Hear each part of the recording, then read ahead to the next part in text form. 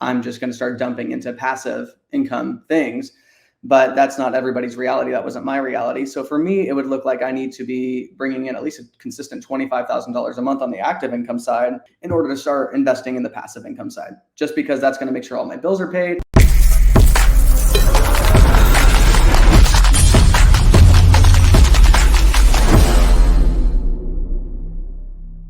So it sounds like property management, like how far do you want to grow it? It sounds like the fix and flipping is going to kind of just stay where it is. The buy and holds, like if stuff comes up, you're going to buy them and keep them as investments. But then like the property management sounds like most of your time because you really want to sell that off at some point. Where do you have to get that before you're like, okay, now I think I could sell off? Do you do you research like where you need to be usually before someone would be willing to buy the property management company? I know exactly where I need to be. Yes. And to kind of go back to what you were just saying too about being in the office, I do agree. I think that it's a wildly transformational thing is to have an actual office space. You've been to my office space before. It's small. It's nothing big. It's nothing impressive. But we get to have all the team members there. It's a place where our vendors can come and hang out with us. It's a place where all the employees can come and we get to hang out and collaborate. Kim, who does our maintenance coordination right now, she leaves by 2:00. So we kind of have that same thing going there where it's like, hey, you don't have to be in the office all the time. It's just, let's make sure we're getting our stuff in. Let's be here in the mornings just so we can all regroup together and make sure we're all on the same exact page. So I do agree, having an office culture, huge. It's awesome. In terms of the property management business and where we want to take it, so our goal is to be at 500 units managed in our first 3 years. So when we hit the 3-year mark, our goal is to be at 500 units managed. That should put us at roughly $3 million a year in annual revenues coming in. And the really cool part with property management is as you are growing the property management side of things, and as your fees continue to grow on a monthly basis, you start to cap out on what your actual overhead is.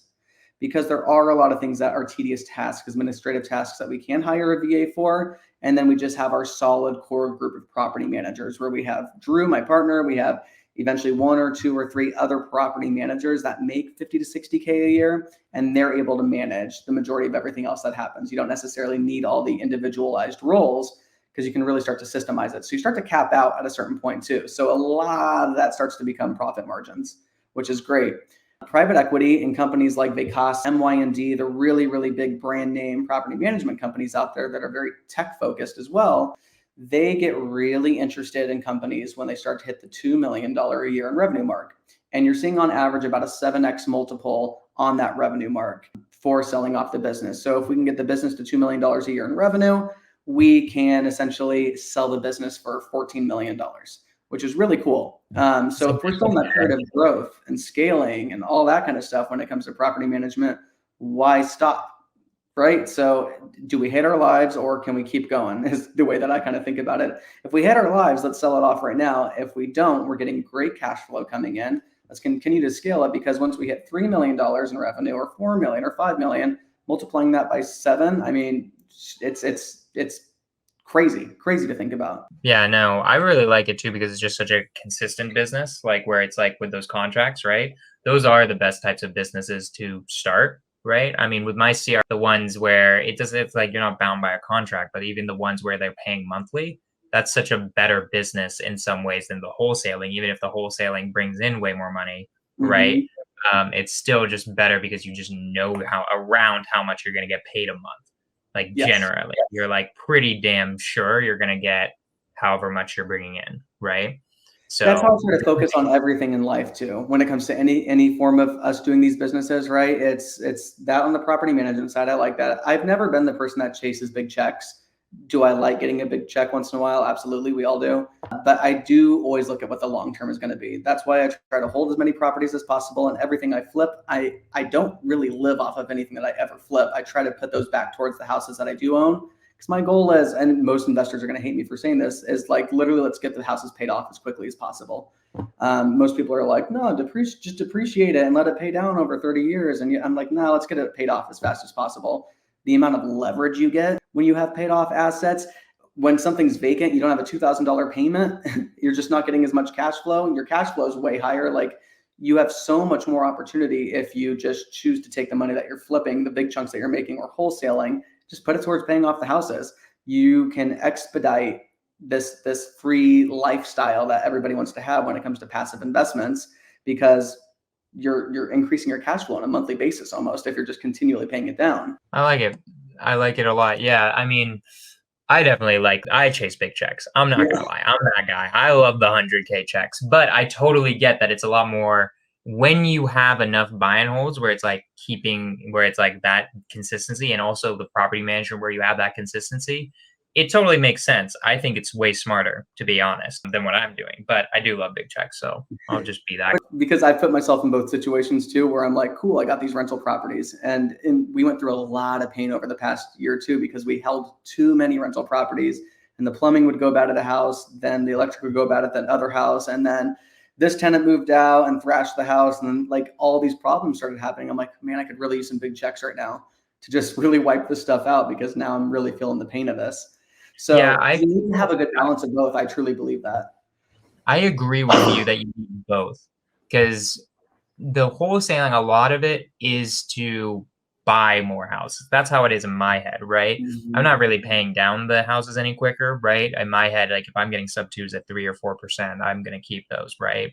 Or I like that debt. But I get what you're saying. Then you get real cash flow, right?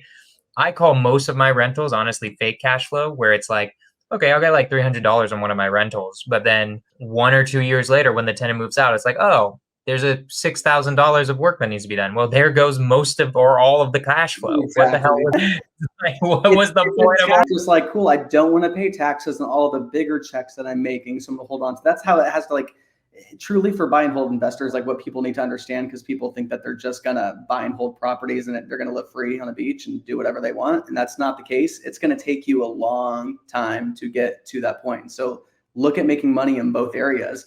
The beauty of having the rentals right now while you're making the bigger checks is that you don't have to pay as much in taxes. So that's way more valuable than the $300 a month that's coming in on that property that you're not going to get to keep all that money too. So there's so much strategy that comes along with that. And there's a lot of strategy too around what you can do with different lines of credit when it comes to these properties. And we could dive into that as well if you want, but just why would we want to pay off these houses? Why does that make you more bankable? What kind of capital does that give you access to? And how can you really catapult things from there? There's so much strategy behind all this. And it just comes down to like, what do you want to do? Like, where are you the most passionate with what you're doing? Yeah, I know. I 100% agree. I think you need both. I feel like this is something that I think people don't understand, or a lot of entrepreneurs don't understand. And tell me what you think of this. This is how I think of it. Yes, being wealthy is better than being rich, but you also have to become rich in order to become wealthy, in my opinion. Like, you need a lot of income in order to start buying things that start paying you every single month, right? And that's what you need to do. And once you do that, then you really are wealthy, and that's the end goal. But you do have to figure out how to get rich first, like whether it's fix and flipping or wholesaling, or even the property management company. I mean, I think the property management company, I would consider that more active income, even if once you have it, it's a guaranteed thing, but it's like still more active income than like a buy and hold, right? But what you're doing is you're actively growing that so that you can eventually sell it, right? And that's, turning your riches into wealth. And I don't know, what do you think of that? Do you agree? Do you disagree? I do agree. I actually I made a video about this just the other day. Is I'm like, you have to have a strong financial foundation when you're doing this. Like, yeah, to build wealth, you just need to have this strong financial foundation. The money has to be coming from somewhere. And originally that came from my wife and I both having great W-2 jobs, and then fix and flips paired with my wife still having her W-2 job. Now we bring in property management. Property management doesn't bring in crazy amounts of money like you can with a flip or a wholesale, but it's consistent. And you do have the opportunity too, because you have to be licensed agents, which my partner is for property management. When these people want to sell, you still get to make commissions off of those sales. You're the first person at the table that's going to help them sell those properties and go locate the next property. So you still get pops of cash in that sense too when it comes to property management. But I do agree with you. I think that most people, I wish I actually would have put more of an emphasis, if I could go back in time and redo all of this, put more of an emphasis on how can I make more active income? Because I've always been in the mindset of long-term thinking of, even I used to trade stocks. It was the same thing. I was never a day trader. I was never into that stuff. I was like, let me dollar cost average, and maybe by the time I'm 60, I'll be able to retire.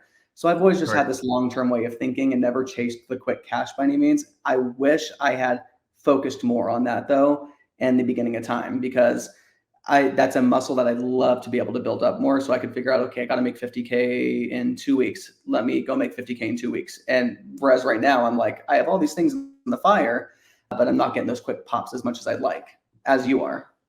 Yeah, 100%. But I need more long-term stuff, right? So like it's always a balancing act, right? Yeah. I'm really hoping there's this 12 unit that I'm looking at that if I got it, I'd be much, much happier. I'd be like, okay, nice. We have like probably most of my taxes will be taken care of for the next like year at least, Yeah. probably, if I actually bought this 12 unit because it's like very high prices in the Bay Area, right? But I need more of those, right? I don't own that many rentals. I own 3 right now, right? Mainly because I've been like, okay, this might be just trash. I think I need to do multifamily. I'm like, the single families are kind of trash in the sense of what we were talking about. It's like I feel like I'm just putting in more money than I'm actually getting out of these things almost every single time if they're single families. And I'm like, all right, this is just not worth it. But what do you feel like? When do you feel like someone should do that switch? That I feel like is the big question. I have my opinions on it and I'll give it afterwards, but like how much active income should you get yourself to before you even start worrying about necessarily passive income? Or maybe should you just be doing both at the exact same time? Like what's your opinions on that? That's tough. It so comes down to your lifestyle. Like it so comes down to your lifestyle, because you could easily be like, hey, I'm going to go house hack, and then I have no payments and I can live off of $3,000 a month, and then everything else I make on top of that for my active income, I'm just going to start dumping into passive income things. But that's not everybody's reality. That wasn't my reality. So for me, it would look like I need to be bringing in at least a consistent $25,000 a month on the active income side in order to start investing in the passive income side, just because that's going to make sure all my bills are paid. I don't have to adjust my lifestyle. I get to enjoy myself, and there's still money left over that I can start putting into passive assets. So for me, I would say 25,000. I think the average person, $10,000 to $15,000 a month consistently is what they should be making. That's what I was thinking. I was thinking like in my head, like 150K a year around is like Yeah. where like 120 to 150K. That's why like I think most people shouldn't even be owning rentals. Like I don't think people get what they're getting themselves into most of the Mm-mm. time. Honestly, I don't understand how most normal people make money from rentals. Like I'm making some money thanks to sub two and stuff like that. I don't know how you're buying these conventionally and like making it worth it at all. I feel like you're just like literally only going to make money maybe after the appreciation in 30 years, maybe. Like I don't know. I don't know. Anyways, like it was funny. I was talking to like my friend who works on Wall Street. He was thinking of buying like a rental or something, and he's like, this doesn't seem worth it at all. I'm like, yeah, man, it's not really. Not like you could make 8 to 10% just S&P 500ing it. You're gonna like get that at exactly year 30 when you sell this thing. Probably. Mhm. Like with the stock market, at least you're slowly seeing it go up as time goes on, right? So, anywho, I thought it's just something I I've been. will say I agree with you, and I also disagree to some extent as well. Is I think that it also comes down to the strategy that you're trying to get through, and I think a lot of people think the BRRRR strategy is dead right now, and I don't think it is. I don't think it is, because I've just done 3 of them recently. So I'm still doing the BRRRR strategy. It's about understanding, and I think that's where the power of fix and flipping comes in. Is how do I truly maximize the value of this property? And you have to be doing fix and flipping to understand how to truly maximize the value of a property.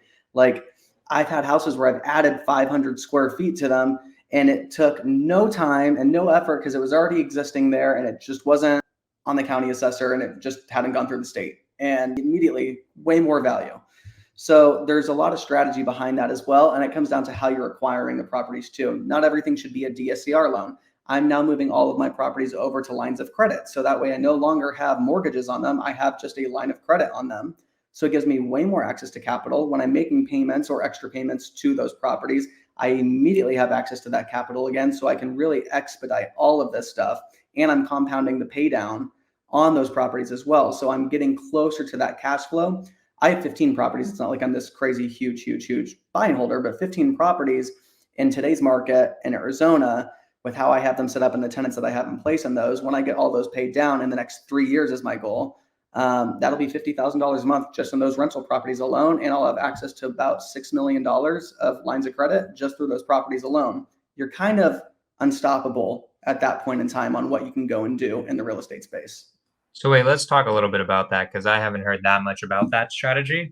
What Mm-hmm. do you mean by lines of credit? Are we talking about HELOCs? Are we talking about other lines of credit? And like, what are you doing and why do you like them more than like a normal loan or a DSCR loan? Yeah, so great question. I think this is like the greatest strategy of all time. And I don't know why nobody talks about this strategy. And I just like was sitting in bed one night, like 5 months ago, and I was like, if you had just like a regular line of credit on a house instead of a mortgage where it's amortized, it's just the simple interest. Every month that you make a bigger payment to it, you're bringing your interest payment down. So you technically would pay that off faster, wouldn't you? And I just kind of started reverse engineering it and started looking into a lot of these companies. And then Ingrid happened to hear about a company when we were talking about it. She's like, dude, call this company. So there's this thing called first lien HELOCs. And you can go through, and when I go buy a property with hard money, I can go then and refinance it into a first lien HELOC, and they'll go up to 80% LTV, which is higher than most DSCR loans, and at an 8% interest rate, which is high right now. They range from 6 to 8% for this company that I am doing this with right now. So my payment on a monthly basis ends up being lower than what the DSCR loans are. It's technically interest only, but I'm just putting the whole rent payment towards that every single month, because when $1,000 gets paid down on that HELOC, now that's $1,000 less of interest I'm paying every single month. So it's continually then I'm paying more principal the next month. And you have this teetering effect where as you're paying down the loan, the interest is also going down on what you're paying. So you're paying more principal every single month too. So you're just like expediting this spend down essentially, and you're treating it like a bank account. So when I do a fix and flip, I can borrow from those accounts for all my fix and flips, use it for all of my down payments, use it for all of my working capital. When I make my $50,000 on the fix and flip, I'm just going to go dump it straight back into the HELOC account because it's just less interest I have to pay now. And I have access to that capital whenever I want. I like it a lot. Some questions I got for you. So the main thing that would, like, I totally get it. I mean, you basically are treating it like an amortized loan if you're paying some principal every single month, right? I mean, that's what it basically is, except is it actually faster than an amortized loan because of the way that you're doing it? Like, I'm kind of curious just math wise, because obviously with an amortized loan, you're mainly paying interest at the beginning and then eventually get to the principal. But like, it sounds like basically if you do it your way, you're paying as much. I don't know, you're paying like a lot of the principal up front, maybe. I don't know. I'm curious, like, have you done it and seen that stuff? Yeah, so let's look at it in this context too. So if I have a payment on my HELOC for $1,000, we'll use all the basic numbers for easy math purposes. I have a payment to my HELOC for $1,000 a month, and then I'm bringing in $2,000 a month for rental income net, let's just say. So I'm making double what my HELOC payment is on a monthly basis. So I'm going to take that full $2,000 and put it straight towards the HELOC. So that means I have paid down the principal by another $1,000 on the HELOC. Well, the interest for that upcoming month now is only based off of the new balance. So let's say the original balance was $100,000. Now the new balance is $99,000. So the interest payment is going to be less because it's calculating less on what the whole principal amount is. So now my payment the following month is going to be $1,015, right? And then the next month, my payment to the principal is going to be $1,025. And then the next month, it's going to be $1,037. And it just keeps going up and up and up. So every single month, the principal pay down is going up. I love it. I love it so much. My other devil's advocate objection is the issue that I always had with HELOCs is you're dealing with a variable interest rate, right? Like it's not like a fixed interest rate, I'm assuming. So the funny thing is 8% is already pretty high. It would be kind of hard for you to go too much higher than that, or like it'd be pretty rare, right? Are you worried about that at all? Or are you kind of like, hey, interest rates are really high. If I can make it work at 8%, like it's very unlikely it's going to go to like 12%. How do you feel about that? Or am I wrong? Is it fixed rate or how does it work? There's some companies that will offer it as a fixed rate, but for me, mine's variable rates. And I'm constantly talking to them, what's the highest you've ever seen it really get to? And 8's kind of been the cap. I think it's pushed to 9 once before. But at the end of the day, I run the numbers at like 12%, 11, 12%. And it still makes sense at those numbers. And I'm like, things would have to get really crazy for it to get that high. So it still makes sense to me. And if that's the case, I'm just not going to be using that line of credit quite as much in that point in time. So I'm just actively treating it like a bank account. As long as I can take that money and make more money with it, that it works for me in that case. I like it. So then how do you qualify for it? So you said 20%. Is it based on the asset? Is it like DSCR or is it based on you? Like, how's it work? It depends what company you're going to go to on it. Some are going to do them just based off of you. Some are going to do them based off the asset. That might depend on the interest rate that you're actually going to get to. We just did one that is through us because it was going to be a lesser of an interest rate. So we had Angel qualify for it because she still has her W-2 job. But it's also just comes down to being bankable to a certain extent. With you owning a business, and like, keep in mind, our taxes still show that we made negative $400,000 last year because we wrote everything off. So Right. it still looks like we're completely irresponsible financially, and they just have to reverse engineer that whole thing. And you have to be able to explain to them. Most banks, as long as you're able to work with the underwriting team and show them, hey, actually, yes, see how much this property is going to bring in, see how much I'm actually bringing in. They're able to reverse engineer a lot of that stuff if you're working with a good bank. I like it. So let's talk about how to find a good bank and how to make a good banking relationship, right? I don't feel like we talk about this ever in the real estate investing world, but I saw a No. reel of yours that I thought was really good. That was talking like, hey, you should actually like make relationships with banks. If you like have a relationship with a bank, like a real bank, you're going to be able to get all the money you would ever need, right? For any of your Mhm. projects. Talk about how you make those relationships, how you do that, and where should somebody start if they want to like start making a relationship with a bank? Yeah, so there's a few ways to go about it. First and foremost, always call all of your local credit unions and see what they have to offer and see what kind of incentives, if there's different tiers for them, so that you can get really strategic with this if you really want to. It depends how much work you want to put into it, though. I do know people that put a ton of work into this and almost treat it like a full-time job, is just their banking relationships. Because I'll give you an example here. We bank with Chase for just our regular typical business accounts for our operating expenses, all that kind of stuff. And we don't typically get most of our loans from Chase, but Chase gives us a lot of awesome benefits because we always have at least six figures at Chase. So it keeps us as a private client. We get access to different lines of credit. We get access to a bunch of stuff that most people don't get to because we're the highest tier of that bank. And that's how a lot of banks operate too. If you have at any point in time six figures at the bank with this credit union or with Wells Fargo or Chase or whoever it may be, we're going to put you at the highest tier so you get the most premium rates. We can get you approved for things that most people wouldn't be able to get approved for. And you'd get this private client experience where now you have a banking business partner essentially that works at the branches or works within that company where they're going up to bat for you. They're making sure that they're getting the message across of what you're looking for, and they can push things through that otherwise wouldn't be able to. So what some people will do is they'll actually take like 100, 150K. And at the beginning of a month, they'll be like, okay, today I'm transferring this to Chase. Next day, it's going to go over to Fidelity. Or Fidelity, it's going to go to Wells Fargo. Then and they'll just literally drop the money in these different accounts, Yeah. just move it around. So that way they're the top tier at every single bank. Okay. That's the main thing, is just like how much money you deposit into the bank. Like that's just the main thing. And then do you like these types of loans? Because what are you mainly using to finance your properties? Is it mainly these HELOCs or these like first lien HELOCs? It sounds like For like they're what? for like the acquisition or Anything, rehab, acquisitions, like whatever you need. yeah, Like, so I am buying them with hard money still. So I'm still doing it. It's just normal. It's just for the refinance. I'm not doing a DSCR. The DSCRs, gotcha. I don't like mortgages in the sense of like you're paying towards something every month that you get no access to anything that you're paying towards. I'm like, if I'm going to be making these payments, I wish I could at least just grab it and How use the hard is money. that application in comparison to like a normal mortgage? Because normal mortgages can be the refinance, it can be a long process, I've heard, and can be like really annoying sometimes. Like, Yeah. how hard is it to get these first lien HELOCs? Again, it's going to come down to the company that you work with on that. I've worked with some that take for freaking ever, and it's awful. And it's like doing a traditional mortgage, and they want every single last piece of information of anything you've ever done in your life to understand if you're qualified or not. There's other people that are going to be a lot looser on their terms.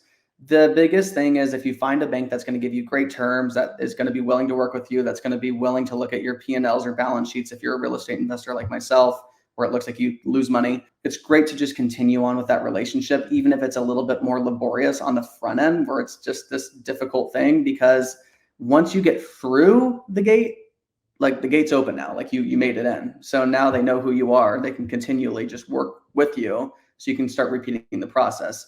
If that takes a little bit more effort on the front end and it took you a full month to get your loan approved, so be it.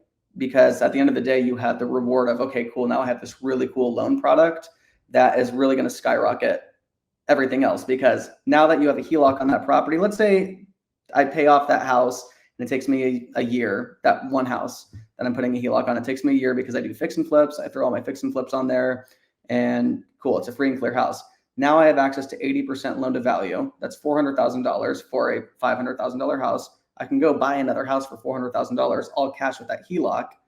And then I can go get a new HELOC out on the next house that I just purchased because there's no loan on that. And then I can go get a HELOC on the next one and on the next one. So it kind of just starts to compound itself, and it's a ripple effect that never really stops. So sorry, maybe I missed that. Did you say because they're HELOCs, it's as though you don't have any loans on, like it isn't showing up on your credit because it's based on the house? Is that basically what I heard, right? Like in the sense like you eventually will get cut off from having too many mortgages. You probably won't get cut off from too many HELOCs.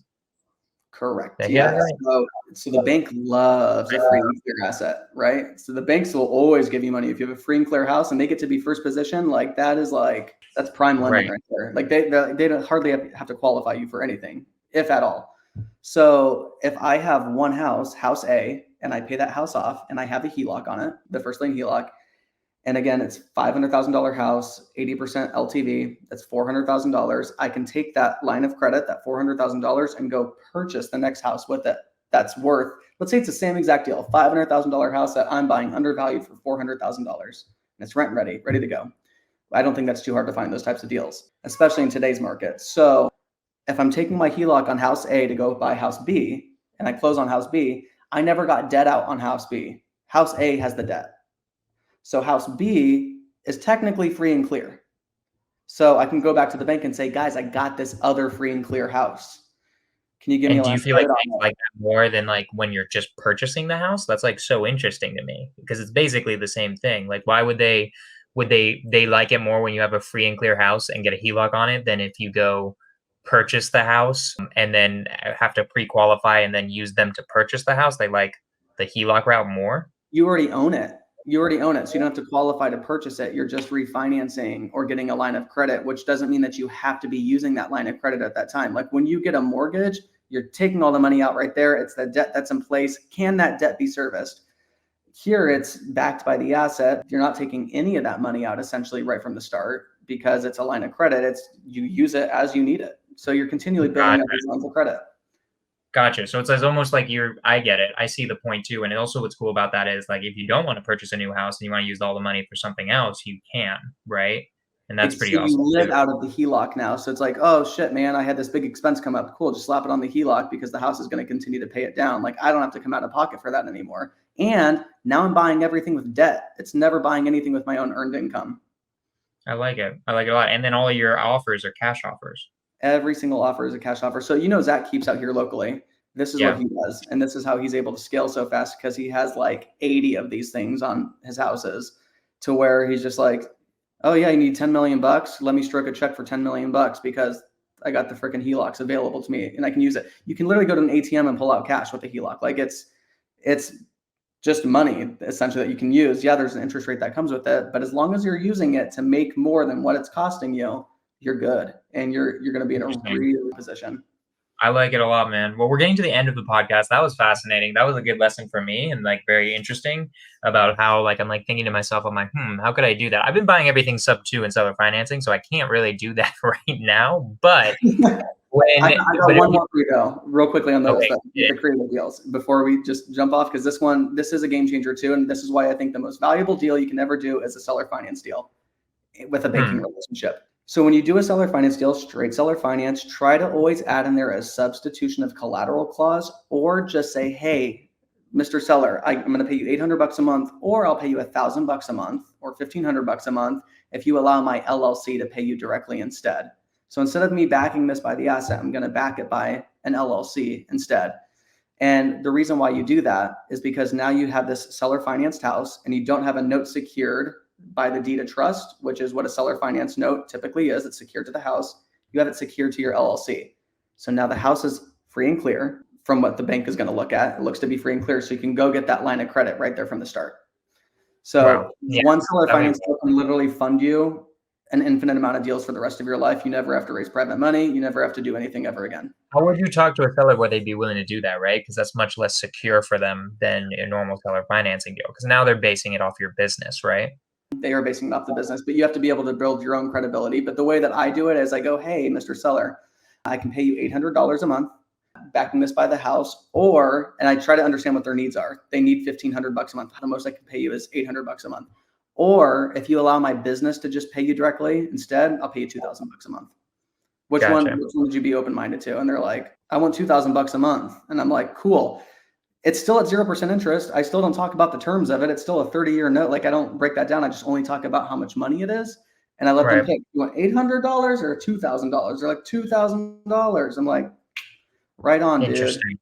Sign right here. Super interesting, my man. You've got my mind turning, which I really like a lot. I'm gonna text you after this. I want to know your HELOC company. I feel like that'd be cool to like meet that if that's possible. Yeah. So, my man, real quick, what are your socials? How can people reach out to you? I know there's gonna be a lot of people with the HELOC questions. Luke is a common viewer of my stuff, and has his mind blown right now. Where can people reach out to you? People can reach out to me on Instagram. I'm the most responsive on Instagram. Like, that's where you want to find me. It's at Stephen Hunt, STEVHUNT, Stephen Hunt. And then you can also catch me on YouTube, which is Stephen_Hunt, at Stephen_Hunt, which is the one that Jonah has linked up there. I am starting to put more YouTube content out there. I will start talking about this stuff more too, because I do think there's a huge disconnect. I think creative finance. You should get an affiliate link from the HELOC company. I've tried this already, and they will not. Oh, that's super whack. Well, anyways, I'm interested in knowing them. Real quick, Luke wants to know, can you do that in every state? You sure can. Hell yeah. So Luke's already following you guys. Please follow Stephen. He's an amazing guy. He's dropping some really cool content. He's like a really good friend of mine. I really like him. I think he's going to be crushing all sorts of real estate stuff that's going to be beyond this world. His property management too. You guys should hit him up for. He's got a lot of good stuff. Follow him on Instagram. Subscribe to him on YouTube. All that good stuff. Go there. Go do that now. Stephen, my man, you've been amazing. I love seeing the growth. I love seeing the grind. And yeah, man, like what, do you have any last words before I end this thing? Yeah. Go get lines of credit, yo. Go get lines of credit. That is a move. Creative finance is great. Banking relationships are great. One's not better than the other. Like, these are all tools in your tool belt. Know how to leverage all these things and you will skyrocket. You'll far surpass everybody else. I love it. I love it so much. Stephen, you're a beast. Guys, next week, Scorch the Fears. There's a new podcast I'm going to be creating very soon. I'm going to be announcing it probably next week, hopefully next week. But next week will be Scorch the Fears. I forgot who's coming on, but it'll be episode 116. Stephen, you're amazing. Everybody reach out to him. This has been Scorch the Fears, episode 115. Let's freaking go.